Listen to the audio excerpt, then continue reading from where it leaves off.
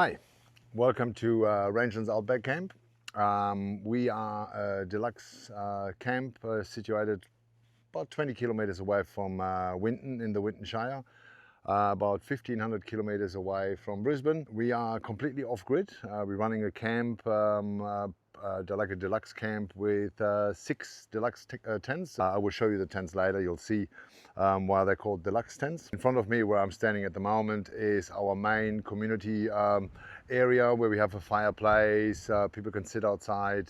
We do have a community tent as well, which we call the Mahal. We cater for up to 12 guests at a time.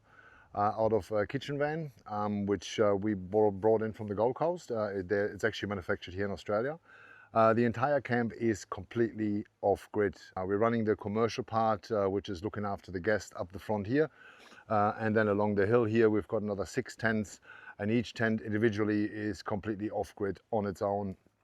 Very self-efficient. RedEarth Energy is our partner here with looking after that our guests have enough power so they can enjoy themselves here and get that little bit of luxury in the middle of the outback. I will explain a bit more about the units we've got in place here. Mainly we'll talk about the solar systems here and the size of this camp and how we basically manage to run it even when the weather is not favorable for solar.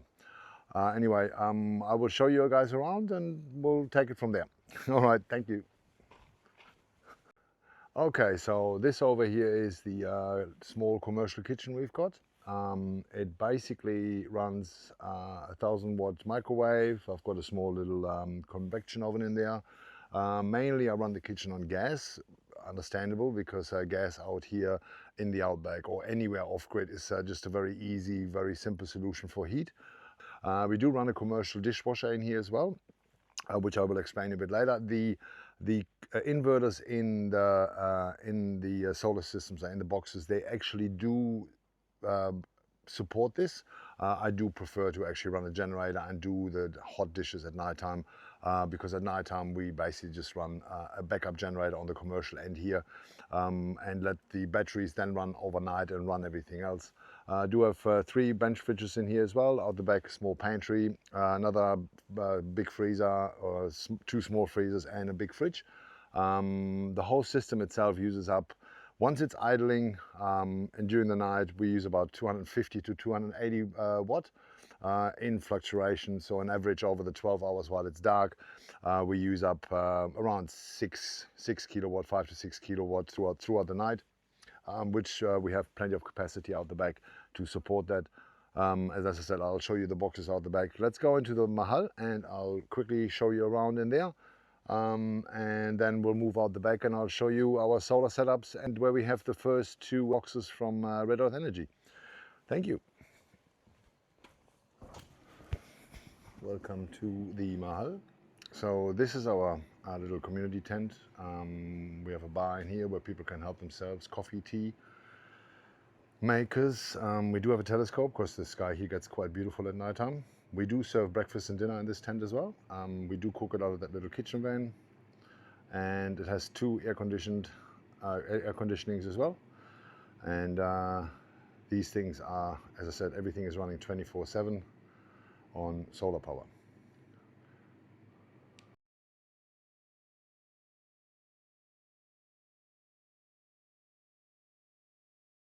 So this is behind the kitchen and the pantry. I do have a sumo box here. As you can probably see on the labeling, it says GEN or P. GEN means generator only, and P means permanent power. Gas for the kitchen, the units for the air conditioning. And this is the bathroom we have here. And let's go out to the back where we've got everything else.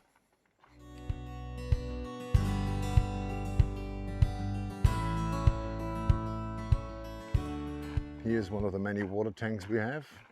As you can see, the container is a little bit further away. I do run a power cable from the solar system out the back here to the front.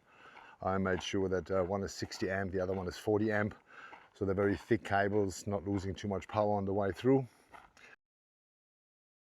And as we're coming in here, you will see the first BlackMax box. This one is sitting in the shade most of the time. so we don't have to worry about covering it up during the day. Let me open the box for you and have a look.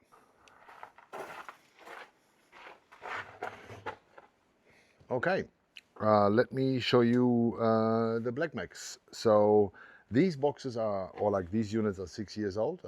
We got them installed when we built the camp. Me personally, I'm very impressed. Don't mind the yellow flowers because the acacias are blooming at the moment, so they are everywhere. Up here, instead of having it down at the inverter, we have the panel where you control the system from the boxes themselves.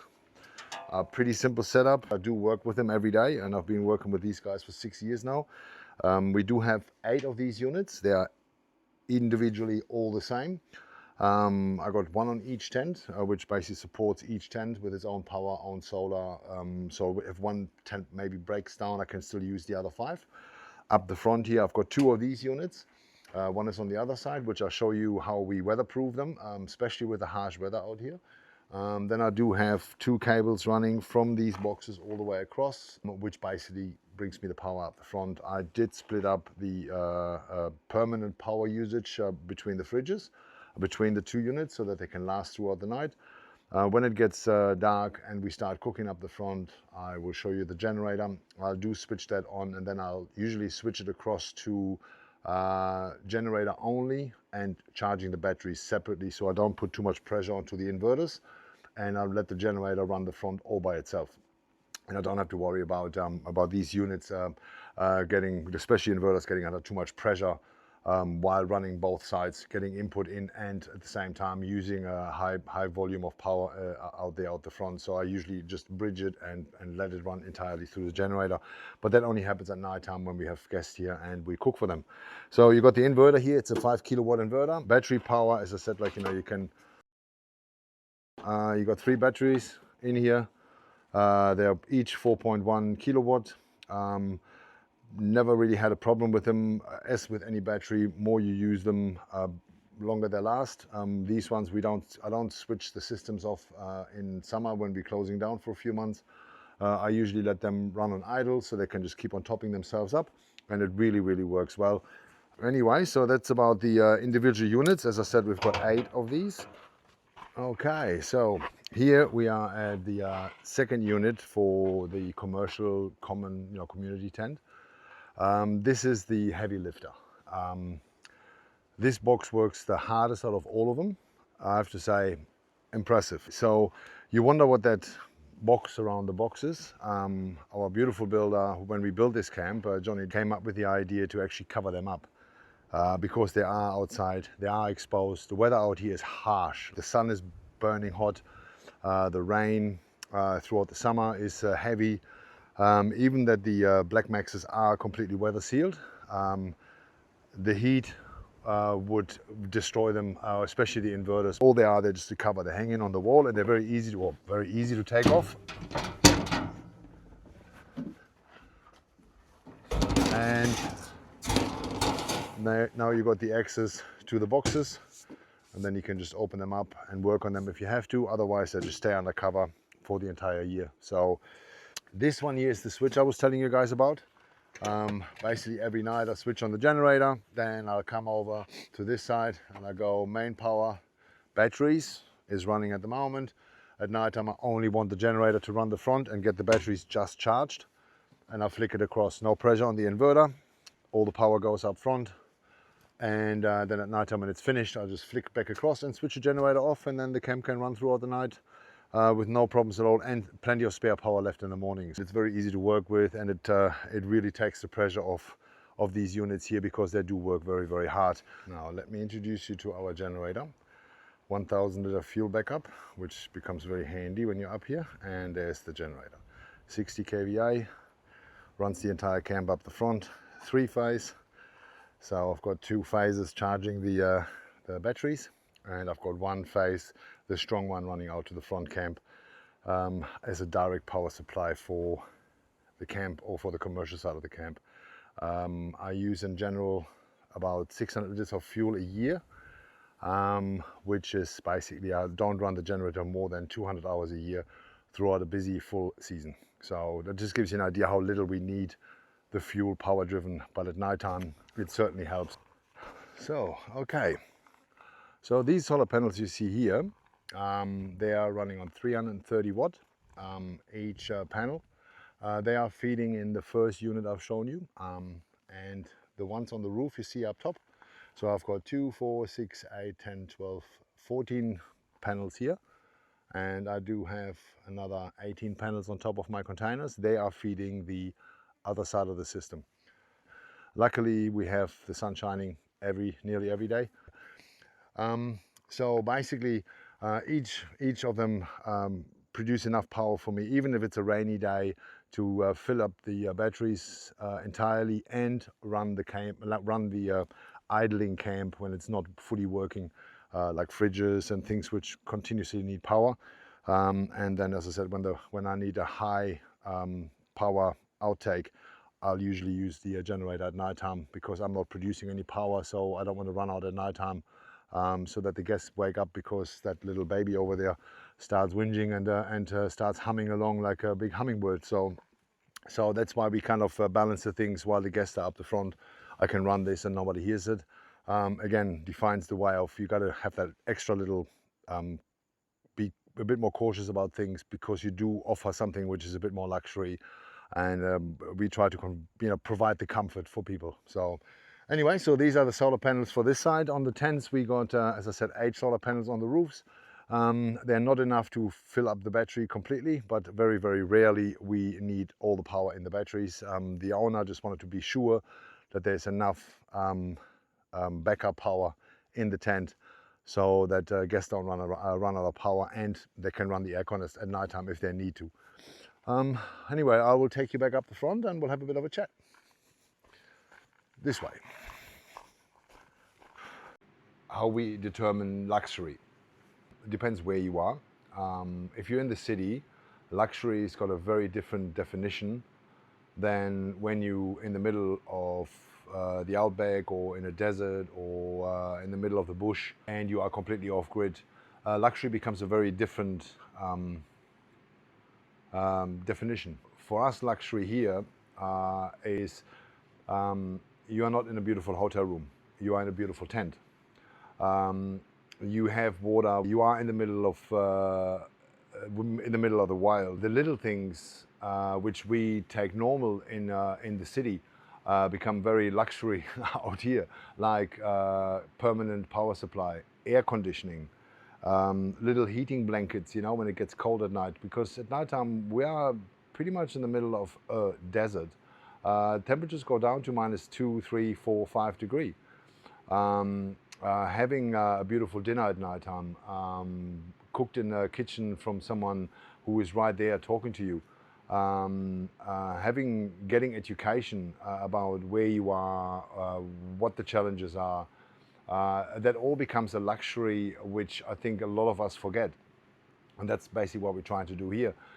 We sit everyone down for an hour before, just when they arrive, to basically get their feet on the ground, to explain them that these tents are very far away from each other, that the privacy is one of the biggest things here, that you have your privacy. You can take your shower in a shower which is incredible, having the best views in the world. And you do have water, you have hot water, you have power in your tent, you can charge your computers and all your technical new 21st century kind of stuff.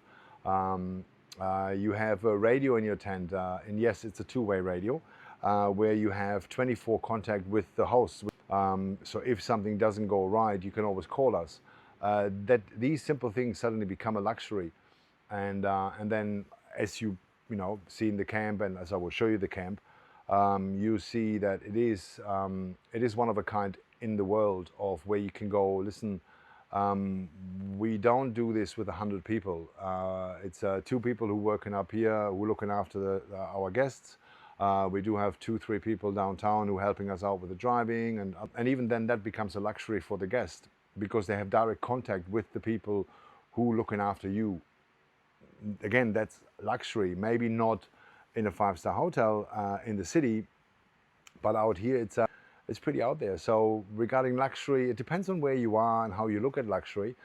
We've been very lucky that the gentleman who built this camp is very, very well known in the world, and he has experienced a lot of luxury in his life as well, because he's been very successful in what he was doing. Myself and my wife, or Celine, we decided, like, we've worked in 5-6 star hotels, we've run businesses which were award-winning, and the service towards the guests was always the ultimate goal, that they walk away happy. So when you walk into the tents, as you can see here in the Mahal, it is like an extension of a living room. It's something which you don't get in a hotel where you sit with 25 or 250 people and they all want to eat, and here it's 12 people. Sometimes only 6 or 4. They see this as a luxury in a different level than it is when you're in the city. I would even say that the luxury here is probably even better, because it's more personal. It's hard to explain, but anyway, so the definition of luxury, it depends where you are. Here, I think the camp, and with what we provided with, and as I said, like, power is a big part of it, is definitely the ultimate. Now, how would you talk to people who want to go solar, and they don't want to put too much pressure onto the diesel, especially with the fuel prices now? Well, be smart about it. That's the answer I have. Be smart about it, what you're running during the day. Be smart about it, what you want to idle throughout the night. Be smart about it when you switch which appliance on. Beside the fridges and things you need all the time, like, do you switch your air conditioning on, heating at 6 o'clock at night and run it throughout the whole night? No, your battery is going to be empty. So the solar doesn't really do its purpose, because you will have your generator kicking in at 3 o'clock in the morning and wanting to load up the battery again. But if you're smart about it, and not just using solar as a power supply, which, you know, is something I've always considered, because I think solar is a fantastic idea. Once the sky gets cloudy, it becomes a bit more tricky. Out here we're very lucky, because we do have a lot of sun. But if you go somewhere where it's the weather is changing all the time, and you can have a downfall of clouds and rain, and for like a couple of weeks, the solar will only support as much as the sun will give you, so that's when the diesel kicks in. So alternative options are always there: wind, water. So you can always outsource these as well. Solar would be the main income for a good power rating, but there's other things, because you do idle a lot of things like fridges and stuff. You run them all day, 24/7. So if you can support them, that'll take a lot of pressure off your how much solar you have to, or how much sun you have to get in to recharge your batteries. So but be smart about it. Like, at the end of the day, when we started here with the original setup we had, and I knew nothing about solar, we used 2,500 liters of diesel in the first year. Then I kind of was a bit confused, because I thought, hang on a second, we're running this off-grid, I shouldn't use that much diesel. So thanks to a lot of people who I could talk to, advised me, I talked to them. We found solutions where I got smarter about how to use the power when, and now we use an average of about 600 liters a year. And the camp is turning over double the amount of people. So it does work. So be smart about it. It's a very important thing. But the solar is basically your main income for power. See the solar battery as a tank. When it's full, it's great. When the sun stops shining, you're driving. You're not at the fuel station anymore. So decide how far and how much you want to drive at night time, and then see how far you want to drive during the day while you have a fuel station attached to your car or to your fuel tanks, and how you use your power at which times, and not just using it like you are in the city where you have constant power supply. So that's one of the big ones regarding what would I suggest to people who want to reduce their diesel supply or like consumption. Be smart about it. Regarding marketing, well, marketing is not really my forte, especially here with this camp. yes, you do have something different to sell. It is very, very different. I don't think there's too many camps or resorts like us in the world, really, who supply the kind of service we do, with combined with having the supply and then being completely off grid. We are sustainable and we are off grid. And on top, we fully recycle. We've got no plastic in the resort anymore, for example, because we decided 2 years ago we're going to go all bottle, all glass, and all recycle. That's it. So that was like, we make decisions on the go, and trying to adjust. But the off-grid part is certainly a big selling point to explain people. Listen, we are in an environment which is probably the harshest, or one of the harshest environments in the world where you can have a holiday. And John, the gentleman who decided to put these 6 tents on the hill, in conjunction with us, we decided, well, we can actually make that happen. So the off-grid part is a big selling point.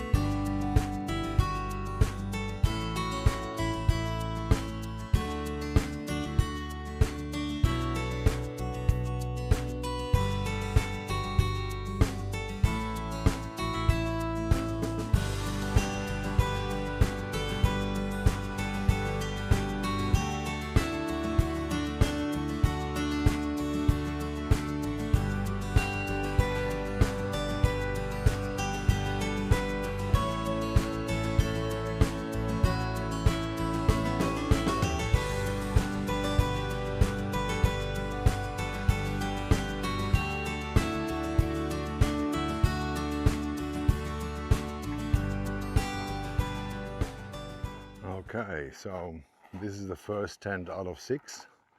This tent, as all the others, are completely off-grid. They've got their own water tanks. They've got their own gas for the hot water.